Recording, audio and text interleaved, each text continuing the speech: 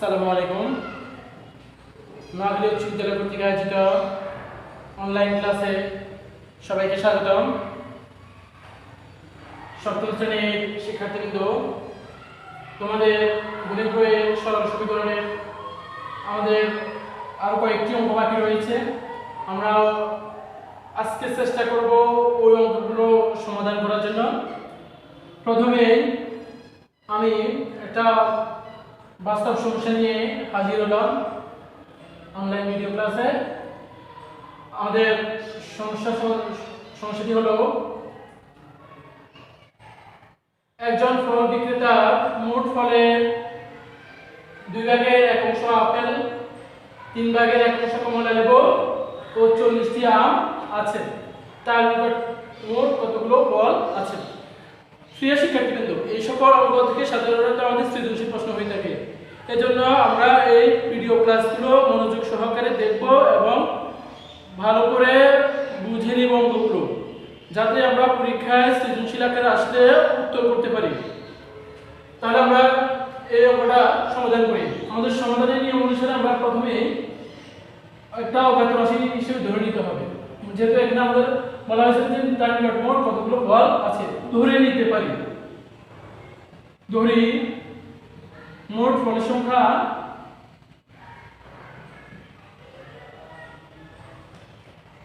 x, মোট ফলের সংখ্যা x। তাহলে মোট ফলের সংখ্যা যদি x হয়, তাহলে x এর কত অংশ আপেল আছে আমরা একটু দেখতে হবে। আপেল আছে, আপেলের অংশ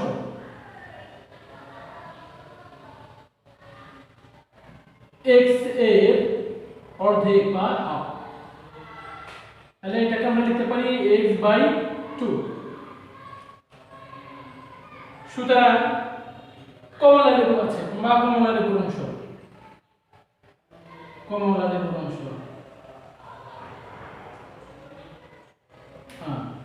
x এর 1/3, x এর 1/3 বা 3 ভাগের 1 ভাগ। তাহলে আমরা পাই x/3। ও প্রশ্নে বলা আছে আমের সংখ্যা দেওয়া আছে, এজন্য আমরা লিখতে পারি আমের সংখ্যা। আমের সংখ্যা 40টি। প্রিয় শিক্ষার্থীবৃন্দ, এখন আমরা দেখব আমাদের প্রশ্নে কি বলা আছে। একজন ফল বিক্রেতার মোট ফলের এত অংশ আপেল, এত অংশ কমলা লেবু ও এতটি আম আছে। তার মানে ওই ফল বিক্রেতার কাছে তিন ধরনের ফল আছে, অর্থাৎ ওই 3 ধরনের ফলের সমষ্টি হচ্ছে x। ওই 3 ধরনের ফলের সমষ্টিটা হচ্ছে কি x। তাহলে আমরা ওই 3 ধরনের ফলের সমষ্টিটা নিয়ে নেব। তাহলে আমরা লিখতে পারি প্রশ্ন মতে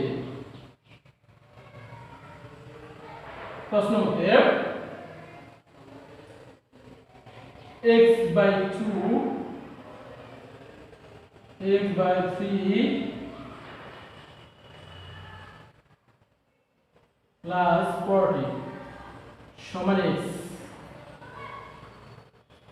হ্যাঁ, তাহলে ওটা এতগুলো ফল আছে, অর্থাৎ x এর সমান সংখ্যা, অর্থাৎ সর্বমোট তার কাছে অর্থাৎ মোট ফলের অর্ধেক হচ্ছে আপেল, 1/3 হচ্ছে কমলা লেবু, আর বাকি 40টা হচ্ছে আম। এই তিনটা ফলের সমষ্টি হবে x। আমরা লসাগু করি 6, 2 ও 3 এর লসাগু হয় 6। তাহলে আমরা আমার ভাগ গুণ করে 3x plus 2x। এখানে কিন্তু আমাকে সরাসরি গুণ করে দিতে হবে। 7 6 24 x। যোগ করে পেলি 5x plus 240 6, বা এখানে এই কাজটা করা যেতে পারে, আমরা আরোহণ পদ্ধতি অনুসরণ করি। তাহলে আমরা লিখতে পারি 5x plus 240 সমান 6x। এখন এটাকে আমরা অবশ্যই পক্ষান্তর করে, বা পক্ষান্তর নয়, এটাকে আমরা সম্ভবত বলতে পারি প্রতিসম বিধি অনুসারে 6x minus 5x সমান 240। বা x এই সমান আমরা পাই 240 ভাগ 140। তাহলে আমরা এখানে x টা ধরেছিলাম কি মোট ফলের সংখ্যা, মোট ফলের সংখ্যা হচ্ছে x, তাহলে আমরা মোট ফলের সংখ্যা পেয়ে গেলাম x সমান 240। তার মানে আমাদের মোট ফলের সংখ্যাটা হচ্ছে 240টি। আশা করি নিশ্চয়ই তোমরা এটা এই অঙ্কটা বুঝতে পেরেছো। আমরা এই অঙ্কগুলো যখন করব তখন মনোযোগ সহকারে এই অঙ্কগুলো করব। যদি আমরা কোনো সমস্যা পড়ে যাই তাহলে আমাদের এই ভিডিও ক্লাসে তোমরা কমেন্ট বক্সে অবশ্যই তোমরা কমেন্ট করবে, আমাদেরকে জানাবে। আর যদি পারো শেয়ার করো যাতে অন্যরা দেখতে পায় আর কি।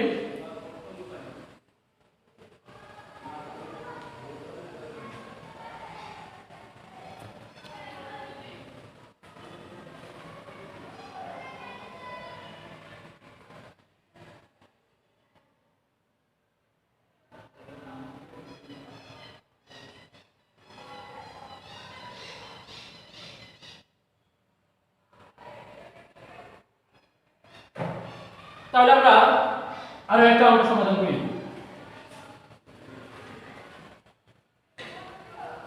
আমাদের আরো একটি অঙ্ক, যেমন আমরা লিখতে পারি এই অঙ্কগুলো প্রায় প্রতিটা ক্লাসে আছে কোন বইয়ে, পিতা ও পুত্রের বয়স সম্পর্কিত। তাহলে আমরা লিখতে পারি পিতার বর্তমান বয়স পুত্রের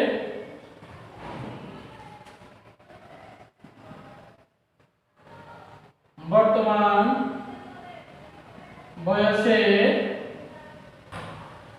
6 গুণ। তাহলে 5 বছর পর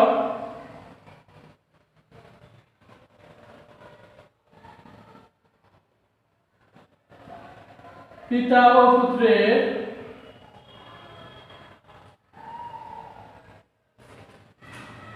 বয়স হবে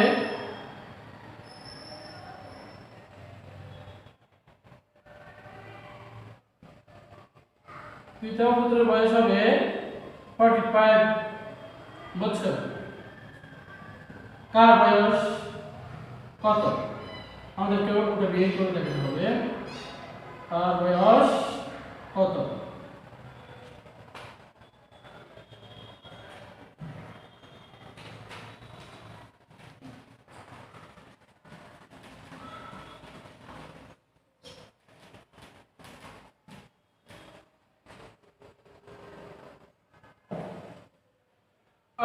আমরা এই প্রশ্নটা সমাধানের জন্য প্রথমে যেহেতু আমাদের বলা আছে যে পিতার বর্তমান বয়স পুত্রের বর্তমান বয়সের কয় গুণ? 6 গুণ।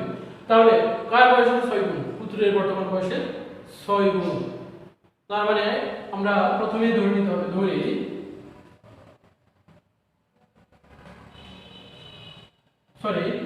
পুত্রের বর্তমান বয়স, পুত্রের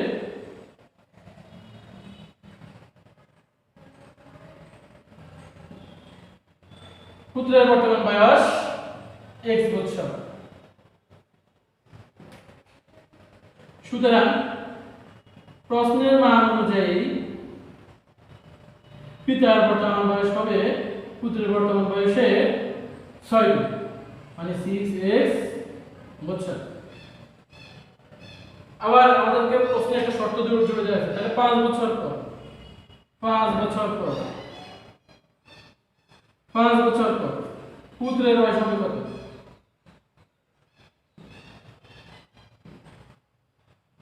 5 বছর পর পুত্রের বয়স হবে x প্লাস 5, 5 বছর বেড়ে যাবে। আবার 5 বছর পর পিতার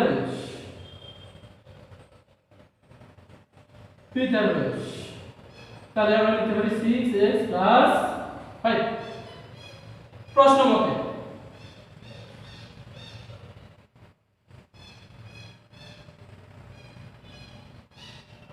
এই দুইটা বয়সের সমষ্টি হয়, তাদের এই দুইটা বয়সের সমষ্টি হয় 45। তাহলে আমরা লিখতে পারি x plus 5 6x plus 5 is equal to 45। তার মানে উভয় বয়সের সমষ্টিটা হচ্ছে, তাহলে আমরা যোগ করে নিই 7x plus 10 সমান 45। তাহলে আমরা এখানে আরেকটু সমাধান করে দেখি, বা আমাদের সমাধান করে দাঁড়ায় 45 minus 10 বা 7x সমান 35। উভয় পক্ষকে যদি আমি 7 দ্বারা ভাগ করি তাহলে, বা 35 কে যদি আমি 7 দ্বারা ভাগ করি, আমরা করে 5 7 35, তাহলে x সমান হচ্ছে কত 5। তার মানে পুত্রের বর্তমান বয়স হচ্ছে 5 বছর। তাহলে পিতার বর্তমান বয়স কত হবে বের করে দিই। পিতার বর্তমান বয়স,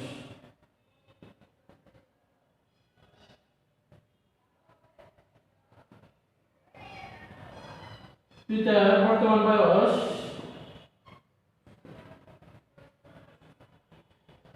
6 into 5 আর 6 কত 23।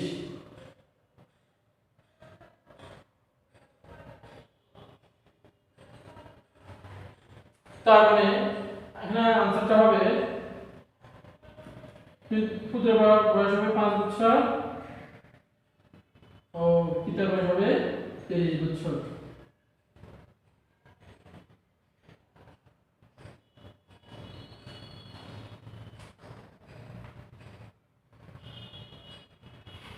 আশা করি তোমরা এই অঙ্কটা বুঝতে পেরেছো। আমরা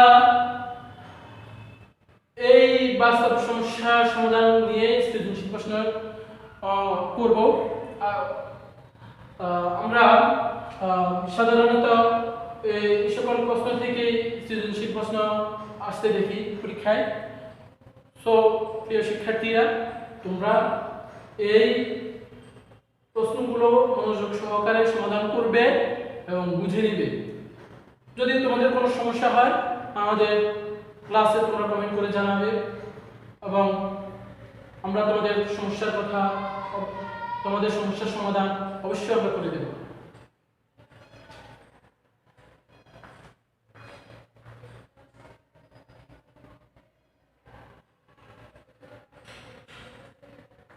আমরা আরো কয়েকটি অঙ্কের সমাধান করে নিই।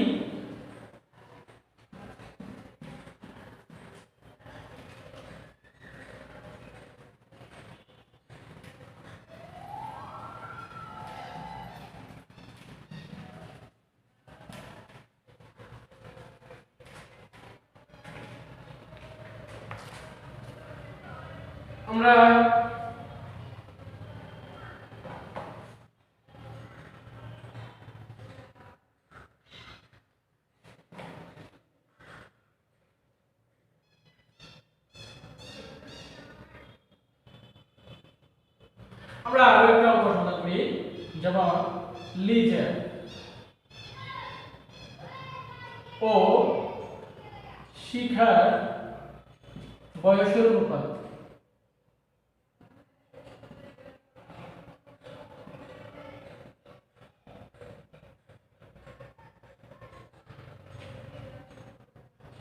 দুই অনুপাত দুঃখিত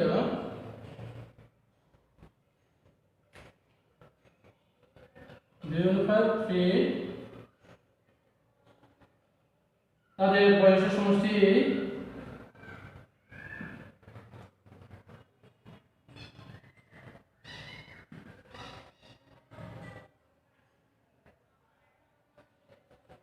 30।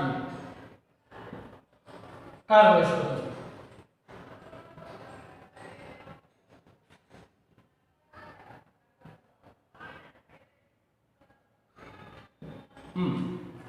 কার বয়স কত?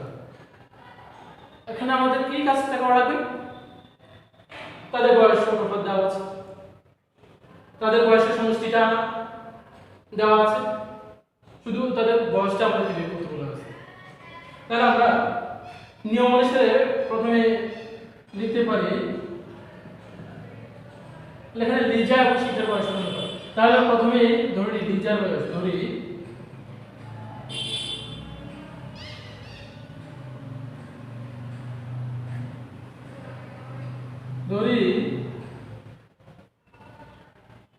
লিজার বয়স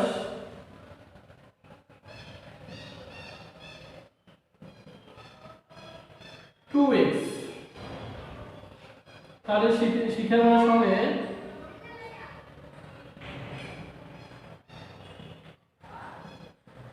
3x।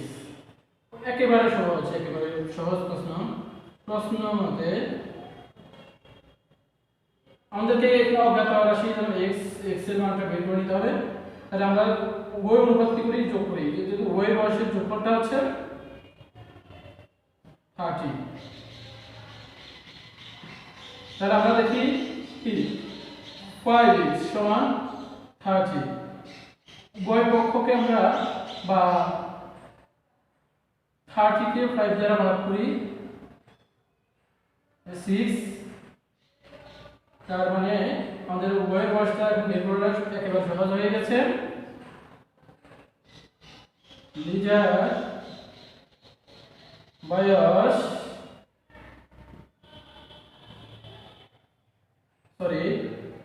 6 গুণা 12, মানে 12 বছর হচ্ছে লিজার বয়স, আর শিখার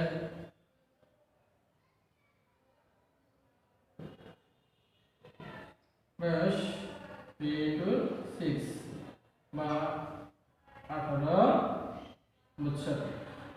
তোমাদের ভিতরে হয়তো লিজা, শিখা নামে আরো বা রয়েছে আর কি, এরকম নামের অনেকে তো থাকে।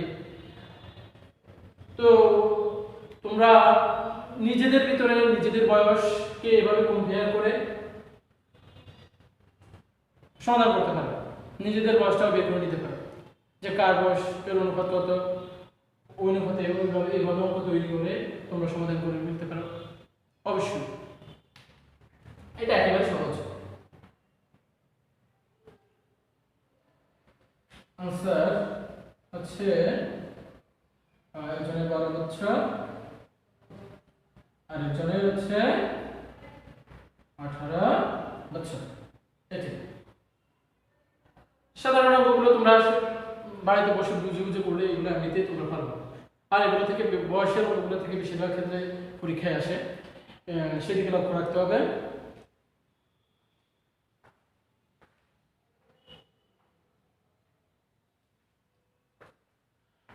প্রিয় শিক্ষার্থীবৃন্দ, তোমাদের পরবর্তী ক্লাসে সৃজনশীল প্রশ্ন নিয়ে আলোচনা করা হবে।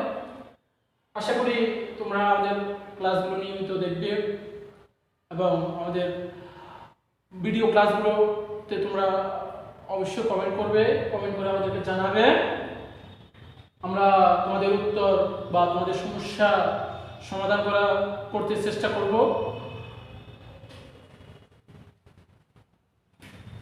আর হ্যাঁ, একটি কথা, নিজে সুস্থ থাকবে, পরিবারের সকলকে সুস্থ রাখতে চেষ্টা করবে এবং ঘরের যত বেশি পারো ঘরে থাকার চেষ্টা করবে। বাইরে বের হওয়ার অর্থাৎ প্রয়োজন না হলে বের হওয়ার চিন্তাই করবে না। সুস্থ থাকো, সুন্দর থাকো। এ পর্যন্তই আমাদের ক্লাসটি। আল্লাহ হাফেজ।